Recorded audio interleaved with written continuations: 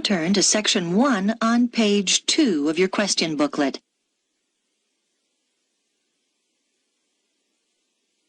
Section 1. You will hear a man who has just retired telephoning a part-time society to ask about membership and activities. First, you have some time to look at questions 1 to 5.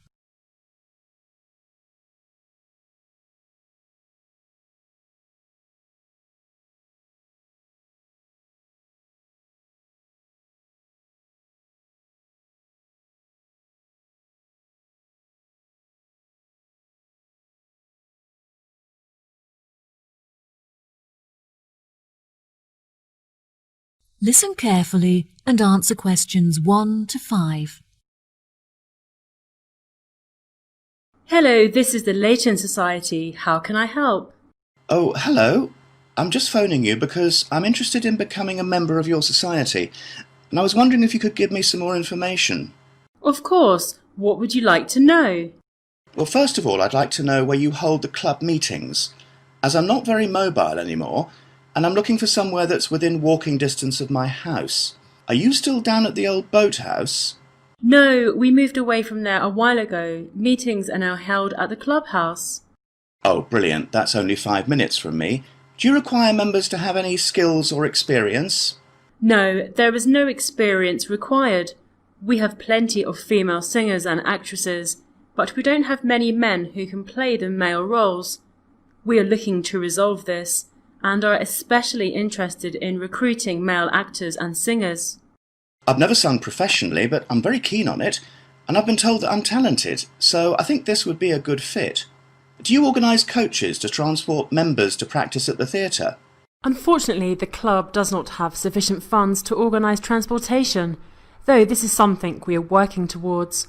We are currently looking for members who can drive so that we can organise car sharing. Members who are able to shuttle people in their cars will obviously be compensated for their petrol usage. I don't drive, but I'd be happy to contribute some money in order to use the shuttle services. Yes, that is no problem. Are you aware of when the meetings take place? No, I couldn't find the meeting times on your website. We hold meetings from 6 to 8 p.m. every Tuesday. Ah, that's lucky. I go to a debating club every Wednesday, so I'm glad that it's on a different night so I can attend both. Do you operate year-round? We used to close during December for the Christmas period, but we found that a lot of members wanted to continue their practices during this time. We operate for most of the year, but we do, however, close for August because the weather gets so hot that we are unable to practice comfortably. This may change when we have enough funds to operate the air conditioning. Before you hear the rest of the conversation, you have some time to look at questions 6 to 10.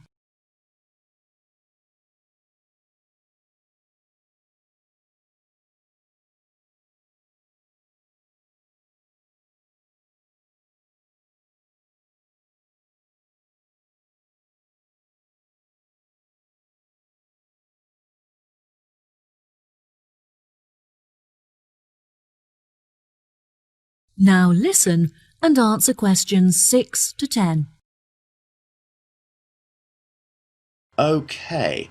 I also wanted to ask how much the membership fee is and what is included with it. Our membership fee is inexpensive and it includes many benefits that certainly make the costs worth it. For example, we hold an annual event where members can meet each other and converse about topics that they have in common. We find that this is very popular, as the dinner is truly superb and included with your membership fee. Wow, that sounds great. And how much does membership cost? We have a couple of membership rates depending on your age and situation. For employed members under the age of 30, the fee is £40, while it costs £60 for members aged between 30 and 60. Which of these categories do you fit into? Oh, I don't fit into either of those. I'm 65 years old and retired, so I'm no longer employed. That's no problem at all. You qualify for the lowest price membership fee of £25, which applies to those who are either unemployed or retired. Wow, That's really affordable. I was thinking of bringing my grandson along to some of the practices, so what would the membership cost for him? He's 14. I'm afraid that the club is for adults only. That is to say, we don't allow members who are aged 16 and under. He is welcome to join in 2 years' time, though. Ah, that's a shame. I guess I can wait and buy him a membership for his birthday present. Yes, what a good idea. I was hoping I could bring him with me so I have someone there to talk to. I'm worried that I won't have anything in common with the other members. I'm sure you'll fit in just fine. All our members are very friendly and interested in culture and music. Most of the people involved are modern authors looking for new experiences to write about in their books. You could read some of their books so you have something to discuss with them. That's a good suggestion. I'll definitely do that. I'm really looking forward to attending the annual dinner so I can meet new people and hopefully make some friends. Absolutely. Everyone has a great night and it's all for charity, as all of the money raised from this event is donated to the Children's Hospital so they can buy toys and clothes. Wow, what a great cause. Well, I will definitely be popping in soon to arrange my membership. Thank you for all of your help. No problem at all. Goodbye. Bye. That is the end of section 1. You now have half a minute to check your answers.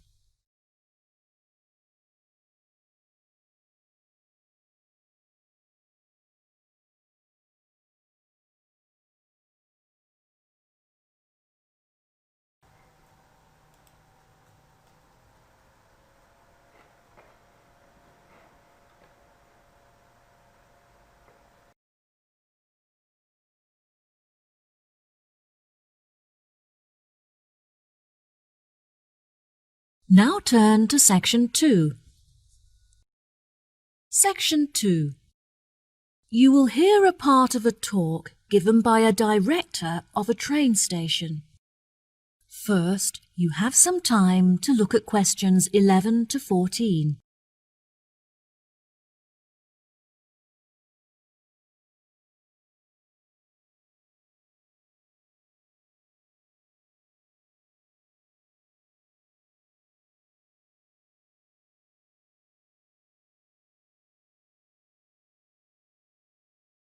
Now listen carefully and answer questions 11 to 14. Hello, and thank you for attending this meeting. I have called it to discuss station matters, as there have been a number of changes made, and I want to ensure that you are all filled in. Well, as I'm sure you will all have heard, there are plans underway to make some alterations to the station complex. Though we did the reconstruction work that occurred last year, from the data collected this year, we have learned that our station is too small to cope with a large number of visitors passing through it on a daily basis. However, relocation is unnecessary, which means you, our staff, will be unaffected and can continue with your work as normal. We have decided that our only option is to make the area bigger by building new platforms and new facilities, such as cafes and lounge areas. We have already purchased the site on which these new facilities will be constructed. We had initially planned to build on the site of the old industrial buildings. However, tests carried out on the soil and water showed that it was too highly contaminated with waste from the industrial processes. Instead, we have purchased the site just across the road, on which there used to be a lot of houses that were later converted into shops. These buildings will, of course, be demolished to make room for our new facilities. What is going to be built on this new site? I see you thinking to yourselves. There have been a lot of ideas put forward by all the parties involved. Initially, the station had planned to use the site as a car park. However, we decided this would be a very unsatisfactory way to occupy the space.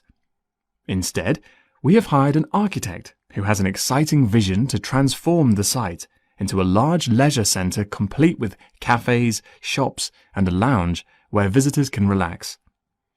We hope that this new complex will attract many visitors, not just from the station, but also from the apartment blocks in the nearby town centre. As part of the construction works, we are also going to create new formal gardens where visitors can enjoy the greenery and sit outside in the fresh air. The new leisure complex will be located to the right of the shopping district. so these formal gardens will serve as a meeting place for pedestrians. Before you hear the rest of the talk, you have some time to look at questions 15 to 20.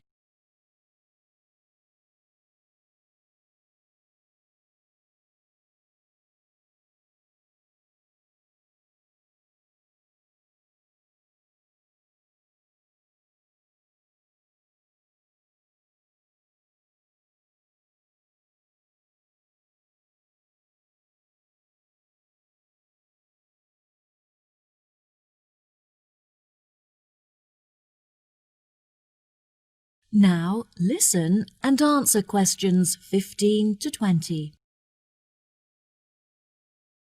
Now, I'm delighted to be able to introduce you all to the plans for our new complex, so if you could please focus your attention on the maps in front of you.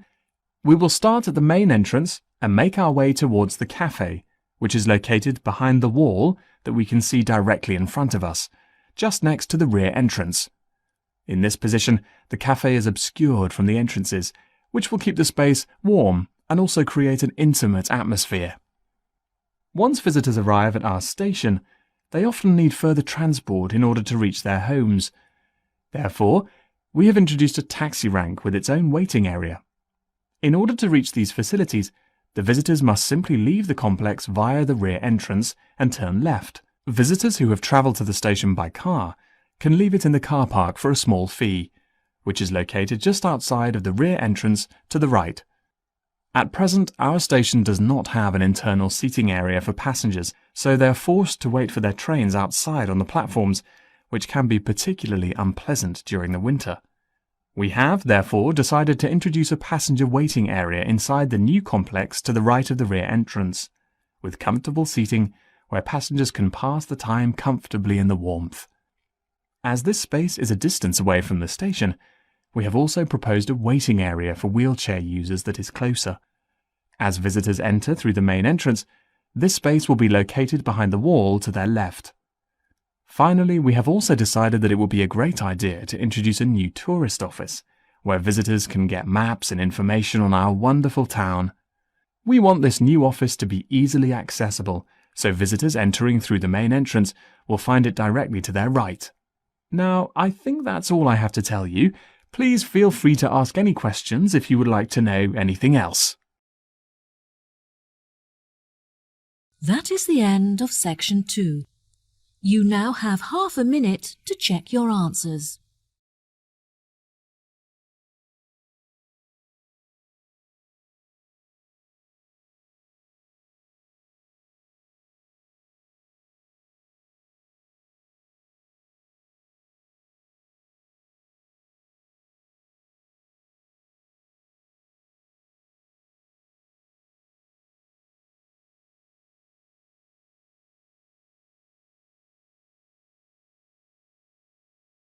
Now turn to section 3. Section 3. You will hear 3 students discussing an experiment they're interested in. First, you have some time to look at questions 21 to 25.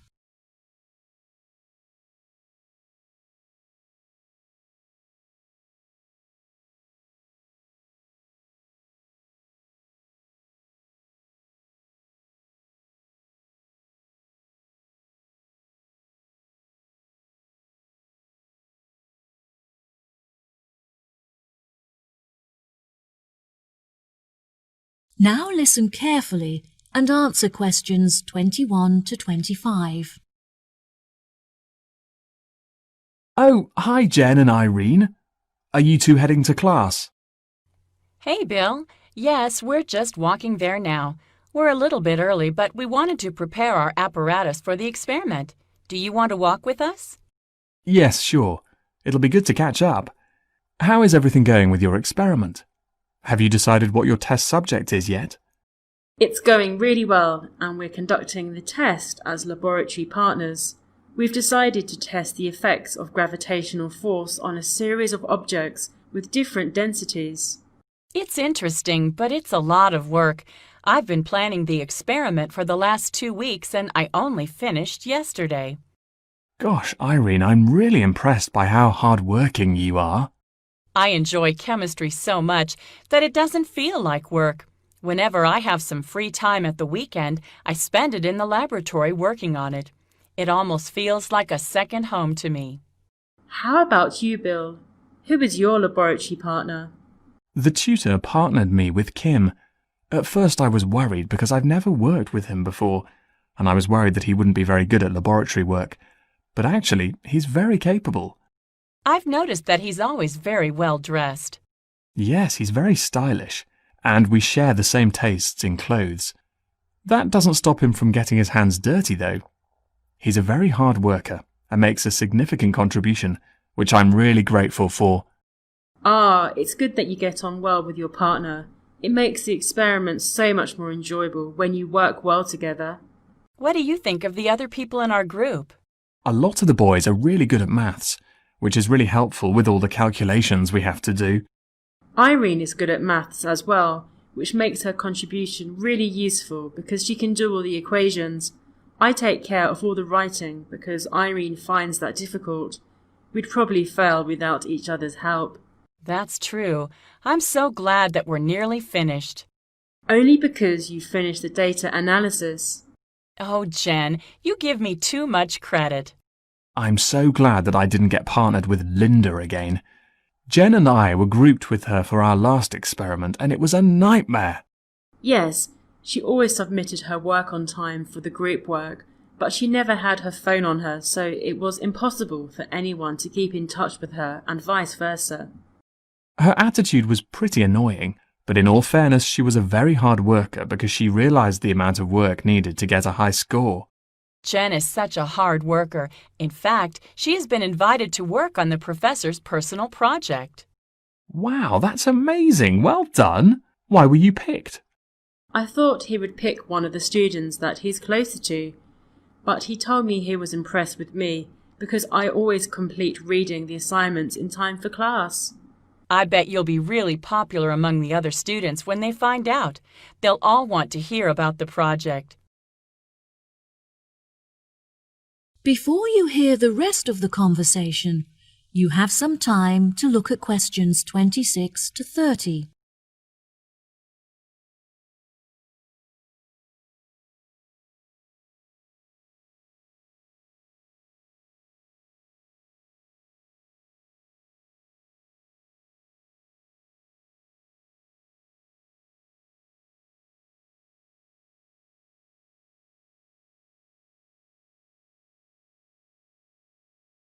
Now listen and answer questions 26 to 30.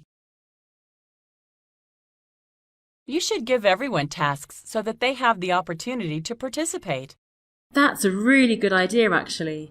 Will you help me decide who to assign each task to? Of course. Now let's see. Well, as Irene finds writing difficult, perhaps it would be useful for her to practice that by doing the bibliography. I think the bibliography is a bit long for me. I think I'd be better suited to the methodology. Yes, that makes sense. Bill, you've told us that Kim is a hard worker, so I think he should be tasked with the conclusions, as there is quite a lot of effort involved. Okay, sure. I know that Kyle hasn't been feeling well, so he should take care of the abstract and the acknowledgement because there is very little work to be done for those tasks. Jen, do you want to review some of the literature? It's a lot of work, but I know that you really enjoy writing, so I'm confident that you'll do a good job. Sure, sounds great. Right, so that leaves the bibliography and the discussion to assign. I think that Linda will struggle with the amount of work involved in the referencing, so perhaps I should take care of that task, and she can do the other one? That's great, guys. Thanks for your help. I'll tell the tutor when he arrives. That is the end of section 3. You now have half a minute to check your answers.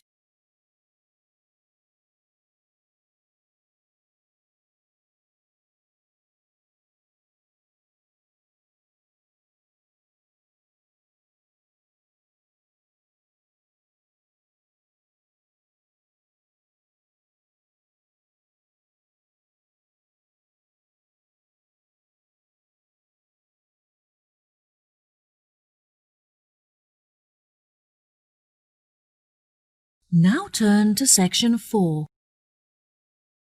Section 4. You will hear a talk on research in nanotechnology. First, you have some time to look at questions 31 to 40.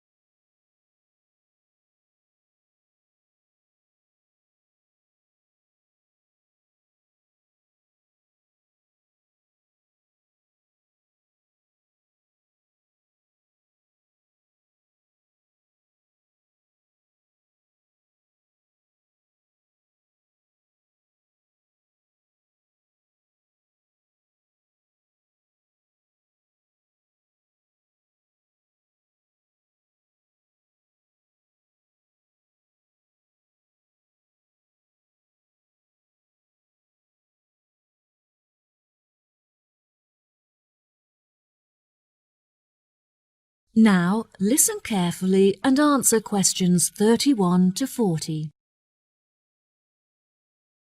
Good morning, everyone. Welcome to the second lecture in our series on modern technology. Today I'll be discussing the recent developments in nanotechnology in addition to its applications in a number of environments, such as domestic and medical. First of all, I'd like to begin with a short explanation of what nanotechnology is. It is the manipulation of matter on an atomic, molecular, and supramolecular scale. Because of its limitless applications and uses, the government has invested billions of dollars into the research and development of nanotechnology in order to explore its potential. It is only recently that we have been able to engage in the development of nanotechnology, since the particles are so minuscule that a new type of microscope had to be invented to enable us to see them. Many of you may not realize that we all use nanotechnology in our homes as a part of our daily lives. For example, a new dietary supplement uses nanotechnology in order to help our body to absorb iron from our diet more efficiently, which can help to prevent anemia. This technology also makes it easier and cheaper for factories to produce foods such as chocolates, as the nanomolecules help the food to meet our recommended daily intake of certain vitamins and minerals. This may sound odd, but in fact it just means that the food is healthier and cheaper and has increased flavour. Another application for nanotechnology is in the agriculture industry. In the past, farmers have been using many artificial chemicals to fertilise the soil, which is extremely bad for the planet, as it contaminates the water that we drink. By using nanotechnology, scientists have been able to develop a spray which increases the efficiency of fertilizers that occur naturally in the soil. This means that a lot more food can now be produced per square hectare, making it cheaper and more efficient to grow without harming the planet. One of the industries upon which nanotechnology has had the biggest impact is the production of pharmaceuticals. One of the most commonly occurring illnesses is food poisoning, as many foods have naturally occurring contaminants that can be harmful if eaten without being thoroughly cooked. Nanotechnology makes it possible for us to sterilize the food and make it safe to eat by killing these bacteria. A major success in the use of nanotechnology in the medical field is in the treatment of cancer. Researchers have found that they can attach medicine to nanoparticles, which are then injected into the body and enable the therapeutic drugs to be absorbed into the veins. These drugs then travel throughout the blood system and target cancerous tumours. Scientists have also discovered that certain metals contain nanoparticles that have antibacterial qualities with the ability to destroy over 650 types of bacteria. These metals are used, for example, on fridges to prevent the growth of bacteria. They can even be woven into materials to create clothing that is self-cleaning and has an attractive metallic appearance. The most popular of these materials contains silver, which naturally has the strongest antibacterial qualities. These clothes have a special tag on them to show that they use nanotechnology, so keep a lookout for them next time you go shopping. Another observation made by some researchers showed that certain types of nanoparticles called splifferines can destroy fat tissues and therefore stimulate fat loss without the need for dieting or exercise. They are currently developing a supplement that can be ingested in order to help dieters with their weight loss programs. It is predicted that these supplements will be on the market by 2020. I would like to finish today's lecture with a final example of a domestic application for nanotechnology: cosmetics. Nanoparticles are used in many makeups and body lotions, but they have the greatest effect in sun cream. Ultraviolet rays given off by the sun are a serious cause of skin cancer, but the nanoparticles in sun cream protect the skin against the sun by blocking the ultraviolet radiation from entering the body. This is why you must always wear suntan lotion on the beach. Now, I'd be happy to answer any questions you may have. That is the end of section 4. You now have half a minute to check your answers.